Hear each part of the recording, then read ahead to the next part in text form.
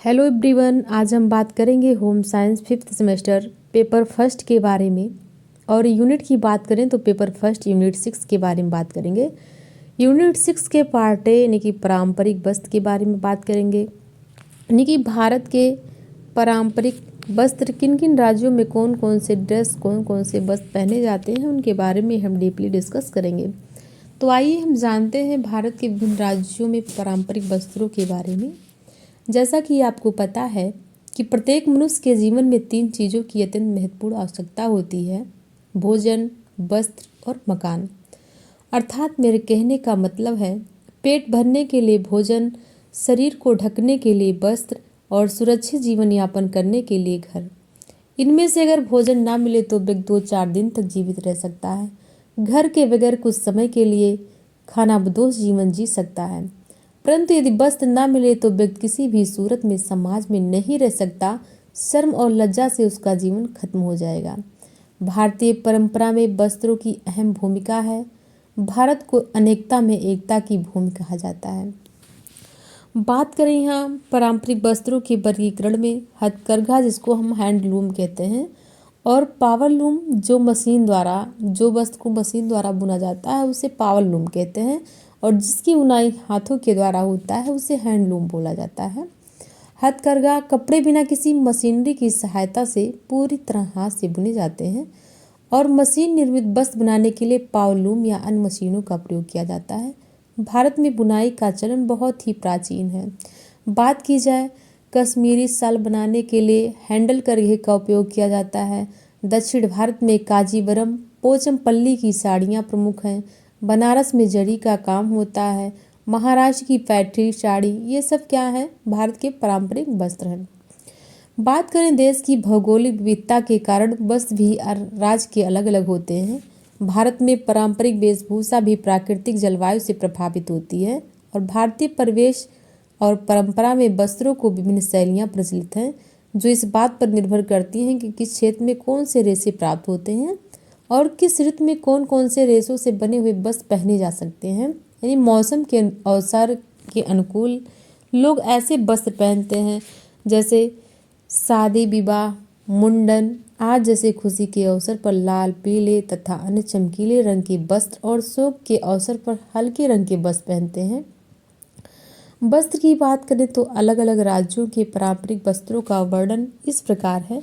बात की जाए उत्तर प्रदेश की, तो उत्तर प्रदेश के पारंपरिक पोशाक के बारे में बात करें तो वहाँ की जो महिलाएं हैं, महिलाओं के लिए साड़ी, सलवार, कुर्ता तथा पुरुषों के लिए पैंट शर्ट और कुर्ता पैजामा ज़्यादा देखने को मिलता है। साड़ियों के मुख्य प्रकार ऐसे हैं जैसे बनारसी साड़ी, पटोला साड़ी, कांजीवरम साड़ी, चंदेरी साड़ी, महेश्वरी साड़ी, रेशमी, जारजेट, शिफॉन और कॉटन के।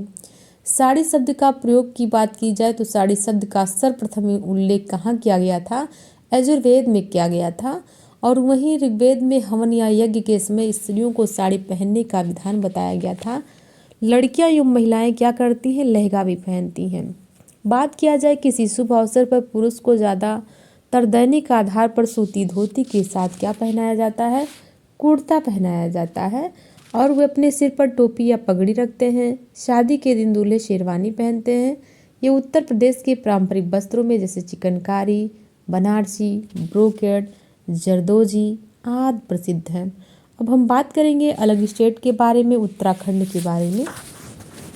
उत्तराखंड की बात की जाए तो उत्तराखंड के पारंपरिक परिधान और आभूषण उत्तराखंड की संस्कृति को जीवित रखने का सशक्त माध्यम है। पारंपरिक रूप से उत्तराखंड की महिलाएं घाघरा और आंगड़ी पहनती हैं। पुरुष चूड़ीदार पैजामा और कुर्ता पहनते हैं, ये सब शुभ कार्यों में पहनते हैं। आंगड़ी की बात करें, ये उत्तराखंड का पोशाक है। कंछोप, जिसको हम कंटोप के नाम से भी जानते हैं। फिर कुर्ता, झुंगुल, जिसको हम मैक्सी का एक छोटा रूप होता है, उसको हम झुंगुल कहते हैं। फिर उसके बाद में है घाघरा। घाघरा जो कमर में बांधा जाता है, घेरदार होता है, उसी को हम क्या कहते हैं? घाघरा कहते हैं। टोपी आपको पता है, टोपी 2 प्रकार से होते हैं। एक होता है क्या? गोल तथा गाधी पहनी जाती है, और सूती अन्य कपड़े से भी निर्मित टोपियाँ बच्चों के द्वारा बनाया जाता है। सूर्याव की बात करें तो ये पैजामा जैसा होता है। अगला है चूड़ीदार पैजामा। ये सब उत्तराखंड के पोशाक हैं, पारंपरिक वस्त्र हैं। पुरुषों में चूड़ीदार पैजामा भी पहना जाता है, कम मोहरी और चुन्नटदार होता है। पंखी, यात्रा के दौरान जो है शरीर को ढकने के लिए क्रीम रंग के ऊनी कपड़े से इस वस्त्र का प्रयोग किया जाता है। पिछौड़ी की बात करें तो इसमें मांगलिक कार्यों में महिलाएं इस साड़ी या लहंगे के ऊपर पहनती हैं। टाक की बात करें, टाक जो होता है ये सफ़ेद रंग की पगड़ी होती है। फतुई, फतुई का नाम क्या होता है, जैकेट के नाम से जानते हैं। यानी फतुई किसको कहते हैं, ये जैकेट जो पहनते हैं लोग उसी को कहते हैं, और बिना आस्तीन का होता है, बंद गले का होता है। ये किसी कुर्ते या स्वेटर के ऊपर पहना जाता है। ये ऊनी और सूती दोनों तरह से मिलता है। उसी जैकेट को हम फतुई के नाम से जानते हैं। तो ये इतना था उत्तराखंड का ड्रेस। अब हम बात करेंगे आंध्र प्रदेश का। तो आंध्र प्रदेश की बात करें तो आंध्र प्रदेश की वेशभूषा सूती एवं रेशमी वस्त्रों के लिए बहुत लोकप्रिय है। पुरुषों के लिए धोती कुर्ता और शर्ट लुंगी ये सब फेमस है। महिलाओं की बात की जाए तो पोशाक में इन लोग की साड़ी है। साड़ी, और साड़ी की लंबाई कितनी होती है, 6 गज का होता है। यानी कि साड़ी की लंबाई 6 गज लंबी होती है। और कैसे बनी हुई होती है, हथकरघे की बनी हुई होती है। यानी कि उनकी बुनाई हाथों के द्वारा किया जाता है। विवाह समारोह में दुल्हन सिल्क की साड़ी पहनती है जो लाल रंग की होती है और उस पर सोने की सजावट होती है। किसमें, आंध्र प्रदेश में। आंध्र प्रदेश का जो पारंपरिक वस्त्र है वो उत्तर प्रदेश की तरह मिलता जुलता है। आगे हम बात करेंगे अरुणाचल प्रदेश। अरुणाचल प्रदेश की बात करें तो यहाँ का जो पारंपरिक वस्त्र है बहुत ही रंगीन है और जीवंत होते हैं। और किस पर आधारित होते हैं, ज्यामितीय पैटर्न पर आधारित होते हैं। यहाँ के पारंपरिक वस्त्रों में जैसे शाल हो गया, लपेटे हो गया, स्कर्ट हो गया, ये सब होता है।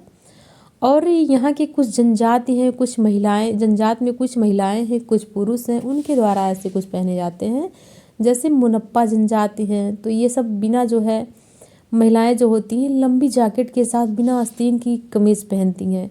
मिजी जनजात की तो इसमें स्लीवलेस ब्लाउज पहनती हैं, मिजी जनजात की जो होती हैं। और आदि जनजात की जो महिलाएं होती हैं वो मतलब पुरुष हिरण की खाल, भालू की खाल से बने जैकेट और ऊनी कपड़े पहनते हैं जो कि शरीर को गर्म रखता है। तांगसा की बात करें, तांगसा जनजात की अरुणाचल प्रदेश की पारंपरिक पोशाक में से एक है जिसे पेटीकोट और एक लिनन ब्लाउज शामिल होता है। इसमें सेरुडुपेन की बात करें, सेरुडुपेन की बात करें तो ये जनजात की महिलाएं घुटनों तक लंबी बिना कॉलर का स्लीवलेस पोशाक पहनती हैं, उसी को सेरुडुपेन कहा जाता है। यहाँ देखिए, फिर है दुल्हन की पोशाक। अरुणाचल प्रदेश की बात करें तो दुल्हन में क्या होता है, पोशाक में बाकू जिसको कहते हैं, बाकू नामक पहनावा शामिल होता है। और ये किससे, बाकू किसको कहते हैं, ढीला ढाला ब्लाउज को किससे बना हुआ होता है, रेशम से बना हुआ होता है। जो ब्लाउज एक बेल्ट से बंधा हुआ होता है। इसमें अरुणाचल प्रदेश में दुल्हन लोग ये पहनती हैं। दूल्हे की पोशाक की बात करें तो इसमें पत्थरों से निर्मित प्राकृतिक आभूषणों वाला एक लंबा कोट पहनाया जाता है और सिर पर उनके याक के खाल की बनी टोपी पहनाई जाती है। तो ये उत्तराखंड का था, अरुणाचल प्रदेश का था। अब हम बात करेंगे हिमाचल प्रदेश का। तो हिमाचल प्रदेश की बात करें तो हिमाचल प्रदेश भी अपने आप में एक विशिष्ट है। यहाँ के पुरुष और महिलाओं दोनों के पहनावे अलग अलग हैं। आगे हम बात करेंगे जम्मू एवं कश्मीर की। जम्मू एवं कश्मीर की बात करें तो यहाँ के पारंपरिक कपड़े अच्छी तरह से अपनी कढ़ाई और जटिल डिजाइन की वजह से प्रसिद्ध हैं। उनके कपड़े इस तरह बनाए जाते हैं कि जिससे वह उस क्षेत्र की ठंडी जलवायु का सामना कर सके।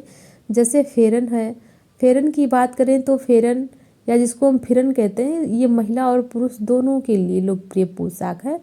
और ये किससे बना हुआ होता है, कपास से बना हुआ होता है। ये एक फिरन जो होता है एक लंबी जो है गाउन जैसी पोशाक है जो सर्दियों के दौरान गर्मी के लिए पहनी जाती है। आगे हम बात करेंगे पश्मीना शाल का। पश्मीना शाल की बात करें तो ये पारंपरिक ऊनी वस्त्रों से बनाए जाते हैं जो कि पहाड़ी बकरे से प्राप्त होता है। बकरे से इस शाल पर आकर्षक जो है कसीदाकारी की जाती है। तरंगा की बात की जाए तो कश्मीरी महिलाएं अपने सिर पर एक चमकीले रंग का दुपट्टा बांधती हैं जिसे तरंगा कहा जाता है। और ये हिंदू जो कश्मीरी महिलाएं होती हैं अधिकतर ज़्यादा पहनती हैं। कसावा, जिसको हम कसावा के नाम से जानते हैं, ये एक लाल टोपी होती है जो फिरन के साथ पहना जाता है। और इसमें क्या होता है, गुलाबी दुपट्टा होता है जो कंधे पर लटका हुआ होता है। और इसे कौन पहनता है, जो मुस्लिम होती हैं, मुस्लिम कश्मीरी महिलाएं होती हैं, इसे ज़्यादा पहनती हैं। आगे है अबाया। अबाया जो होता है ये सोने के धागों और रत्नों से सुसज्जित टोपी होता है और इसे कौन पहनता है? अविवाहित महिलाएं पहनती हैं। पठानी सूट की बात करें तो गर्मियों के मौसम में कश्मीरी पुरुष कुर्ता और सलवार के साथ कोट पहनते हैं, जिन्हें सदरी भी कहा जाता है और इस सदरी को पठानी सूट भी कहा जाता है। बात करेंगे हम अलग राज्य यानी कि कहाँ कौन से राज्य, असम की बात करें तो असम में यह राज्य में केवल अपनी शांति और हरे भरे जंगलों से बल्कि लोगों के पारंपरिक पहनावे से अपनी खूबसूरती का परिचय करवाता है। असम के खूबसूरत वस्त्र इस प्रकार है, जैसे धोती और गमोसा जिसको हम गमछा के नाम से भी जानते हैं। मेखला चादर हो गया, ये मेखला चादर यहाँ की महिलाओं की जो है पारंपरिक पोशाक है और इसे बच्चों को छोड़ करके सारी महिलाएं पहनती हैं। इसे रिया मेखला भी कहते हैं।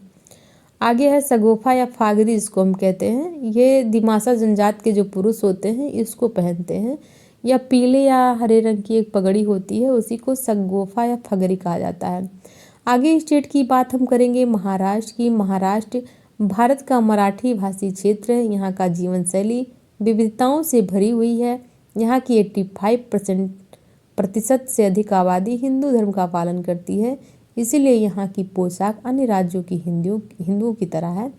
जैसे सदारा है, पुरुषों के लिए धोती है, महिलाओं के लिए 9 गज साड़ी होती है जिसे हम लुंगड़े या नौवारी कहते हैं ना, नौवारी।